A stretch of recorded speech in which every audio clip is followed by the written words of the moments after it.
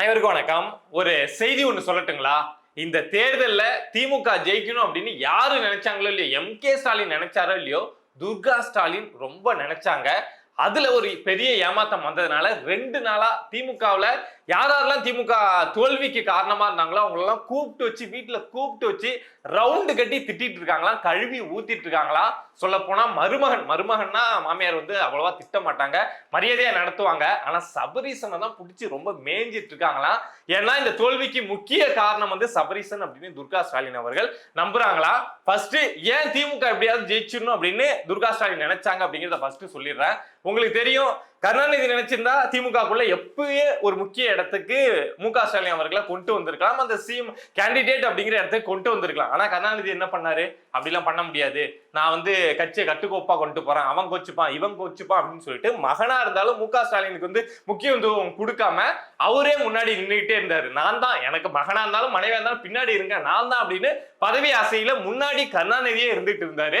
So அதனால கருணாநிதி இறந்ததுக்கு அப்புறம் தான் மு.க. ஸ்டாலின் அவர்களால சிஎம் ஆக முடிஞ்சது. அப்படி ஆவறதுக்குள்ள 70 வயசு ஆயிடுச்சு. சோ அந்த வருத்தம் அப்படிங்கிறது துர்கா ஸ்டாலின் மனசுக்குள்ள இருந்தது. அவங்க நிறைய இடத்த பதிவும் செஞ்சிருக்காங்க, நேரடியா பதிவு செஞ்சது இல்ல, பட் பதிவு செஞ்சிருக்காங்க. சோ நம்ம கணவர் வந்து சிஎம் ஆகிறதுக்கு 70 வயசு ஆயிடுச்சு.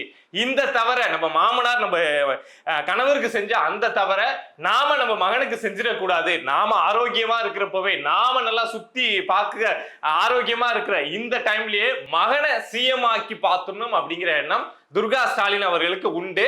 தன்னுடைய கணவருக்கு நடந்த விஷயம் மகனுக்கு நடந்துடக்கூடாது அப்படின்னு இருந்தாங்க. சோ இந்த 2026 தேர்தலில் எப்படியாவது திமுக ஆட்சிக்கு வந்துருச்சு அப்படின்னா ஒரு 6 மாசத்திலேயோ 1 வருஷத்திலேயோ அப்படியே கணவருக்கு உடம்பு சரியில்லை, அது சரியில்லை, இது சரியில்லைன்னு என்னதான் கணவரா கல்லானாலும் கணவர், புல்லானாலும் புருஷர் அப்படின்னு இருந்தாலும் புள்ளன்னு வந்துட்டா எவ்வளவு பெரிய கணவரா இருந்தாலும் அம்மா அப்படிங்கிற ஸ்தானத்துல இருந்து பார்த்தாங்க அப்படின்னா கொஞ்சம் கணவரே கொஞ்சம் ஓரமா இருங்க, என் பிள்ளைய நான் அழகு பார்க்கணும் அப்படின்னா ஒரு அம்மா முடிவு எடுப்பாங்க.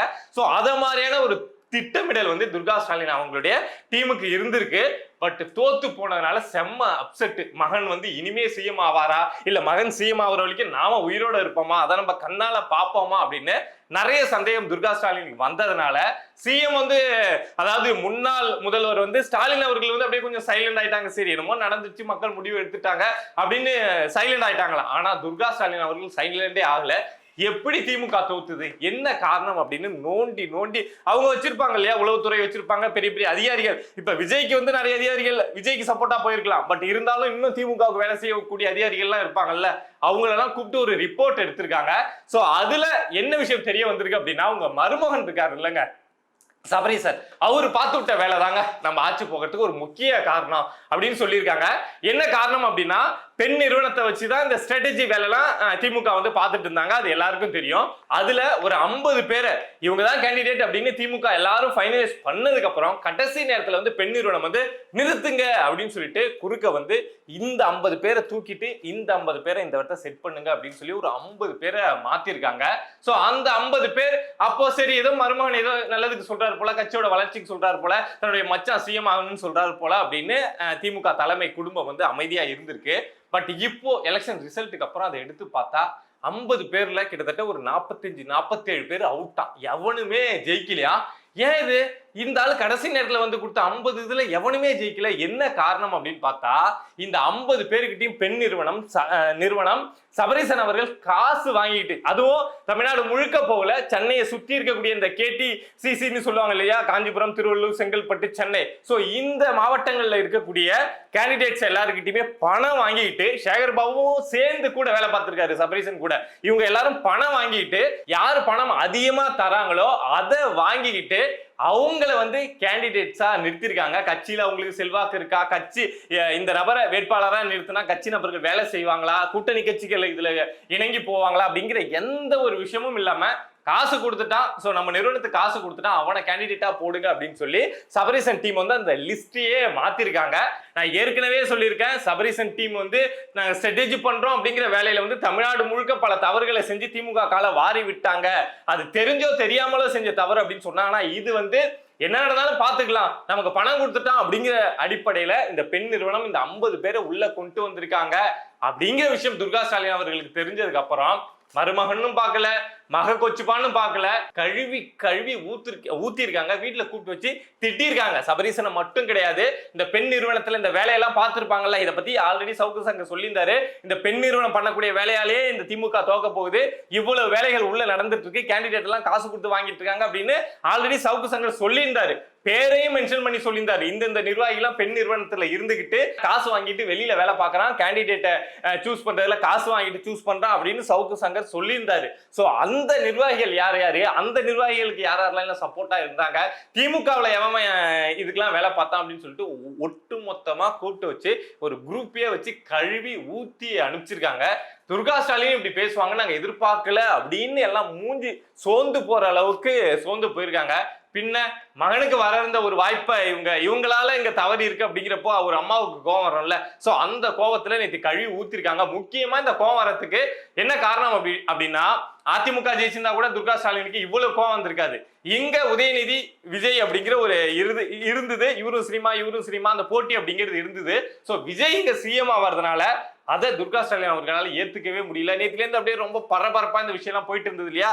இன்னைக்கு விஜய் வந்து இப்ப நம்ம பேசிட்டு இருக்க டைம்லாம் பதவி ஏத்து முடிச்சுட்டாரு, நிறைய அறிவிப்புகளும் வெளியாயிடுச்சு. சோ இதெல்லாம் நேத்தியே உங்களுக்கு தெரிஞ்சிருக்குல்ல, இதான் நடக்க போகுதுன்னு. சோ அதை பார்த்து விஜய் சிஎம் ஆக போறாரு, ஆனா என் மகன் ஆக முடியலையே, அவங்க அப்பா சிஎம்மா இருந்து அவங்க தாத்தா சிஎம்மா இருந்து இத்தனை வருஷம் கட்சி நடத்தி என்னுடைய மகனை என்னால சிஎம் ஆக்க முடியல அப்படிங்கிற வருத்தத்துலதான் நேத்தி கழுவி ஊத்திருக்காங்க. சோ இன்னைக்கு விஜய் அவர்கள் தமிழ்நாட்டுடைய முதலமைச்சராக பொறுப்பேற்றுட்டாங்க. பொறுப்பேற்றதுக்கு அப்புறம் சில முக்கியமான அறிவிப்புகள் அப்படிங்கிறது வந்திருக்கு. அவங்க அதை செய்யறேன் இதை செய்யறேன் அப்படின்னு சொன்ன விஷயமா செய்ய முடியுமா முடியாதா அப்படிங்கிறதெல்லாம் நம்ம டிஸ்கஸ் பண்ணோம். இன்னும் கொஞ்சம் தள்ளி வச்சிருவோம். ஏன்னா இன்னைக்கு தானே பொறுப்பேற்றிருக்காங்க, அதுக்குள்ள விமர்சனம் அப்படிங்கிறதுக்குள்ள போக வேணாம். பட் பொறுப்பேற்ற உடனே சொன்ன ஒரு விஷயம் என்ன அப்படின்னா, இது வரைக்கும் விஜய் வந்து கட்சிக்காரங்க யாரையும் கண்டிச்சு பேசினதே இல்லை. அவங்க தொண்டர்களையும் சரி நிர்வாகிகளையும் சரி எங்கேயுமே கண்டிச்சு பேசினதே கிடையாது அப்படிங்கிற குற்றச்சாட்டை நானே வச்சிருக்கேன். பட் இன்னைக்கு பொறுப்பேற்றதுக்கு அப்புறம் விஜய் சொன்ன ஃபர்ஸ்ட் ஒரு ரொம்ப நல்ல விஷயம், எனக்கு பிடிச்ச விஷயம் என்ன அப்படின்னா, இங்க வந்து ஜெயிச்சிட்டோம் நம்ம வெற்றி பெற்றுட்டோம் அப்படின்னு சொல்லிட்டு ஆளாளுக்கு அங்கங்க ஒரு பவர் சென்டர் கிரியேட் பண்றது, இங்க ஒரு டீம் ஃபார்ம் பண்றது, இங்க ஒரு டீம் கட்சிக்குள்ளேயே ஃபார்ம் பண்றது, இத மாதிரி எந்த வேலையும் இருக்கக்கூடாது, இங்க ஒரே ஒரு பவர் சென்டர் தான், அது நான் தான் அப்படின்னு விஜய் சொன்ன விஷயம் எனக்கு ரொம்ப பிடிச்சிருந்தது.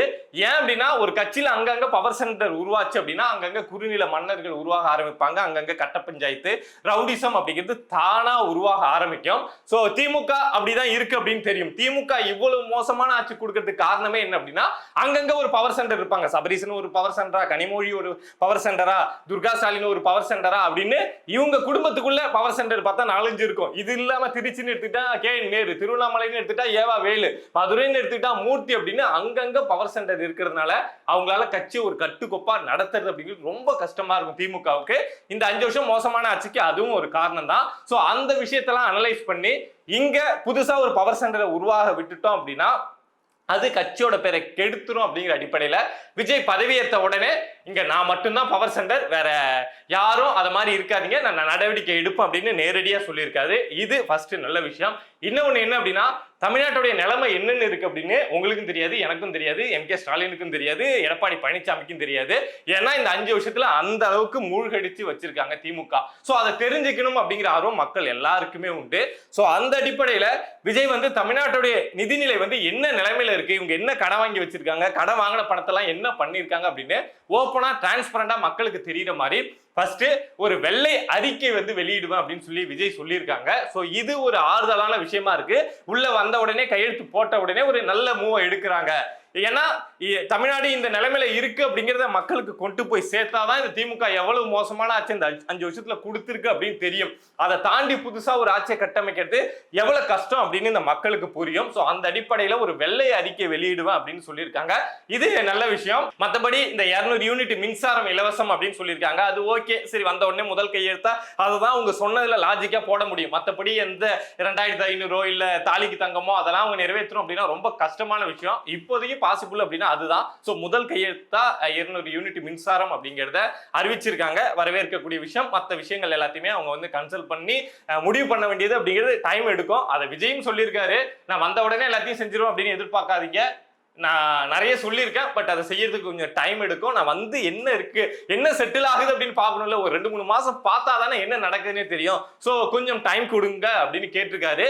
இது இல்லாம இன்னைக்கு போட்ட முக்கியமான கையெழுத்துகள்ல வந்து இந்த 5 வருஷமா தமிழ்நாடு முழுக்க வந்து போதைப் பொருள் நடமாட்டம் எந்த அளவுக்கு இருந்தது அப்படின்னு நான் சொல்லி தெரிய தேவையில்லை. இதை பத்தி நம்ம நிறைய பேசியிருக்கோம். ஸோ அதை தடுக்கிறதுக்கு இங்க பெண்கள் அதிக பாதிக்கப்படுறாங்க அப்படின்னா இந்த போதைப் பொருளால் தான். ஸோ பெண்கள் மேல முக்கியத்துவம் செலுத்தி இந்த போதைப் பொருளை கட்டுப்பாட்டுக்குள்ள கொண்டு வரதுக்காக மாவட்டம் தோறும் இதுக்காக தனியா ஒரு படை அமைக்கப்படும் அப்படின்னு சொல்லியிருக்காங்க.